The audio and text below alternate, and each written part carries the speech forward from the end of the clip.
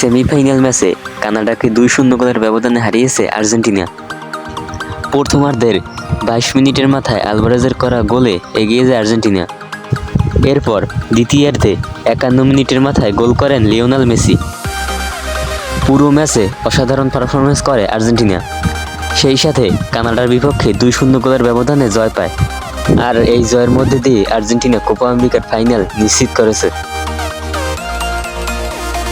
এখন প্রশ্ন হলো, ফাইনালে আর্জেন্টিনার প্রতিপক্ষ কারা? আগামীকাল ভোর 6টায় উরুগুয়ে এবং কলম্বিয়ার মধ্যে সেমিফাইনাল ম্যাচ অনুষ্ঠিত হবে। এই ম্যাচে যারা জিতবে তাদের বিপক্ষে আর্জেন্টিনা ফাইনাল ম্যাচ খেলবে। আগামী 15 জুলাই সকাল 6টায় কোপা আমেরিকার ফাইনাল ম্যাচ অনুষ্ঠিত হবে। তবে আর্জেন্টিনার প্রতিপক্ষ কারা হবে তা এখনও নির্ধারণ করা হয়নি। কলম্বিয়া এবং উরুগুয়ের মধ্যকার সেমিফাইনাল ম্যাচের মধ্যে দিয়ে আর্জেন্টিনার প্রতিপক্ষ নির্ধারণ করা হবে।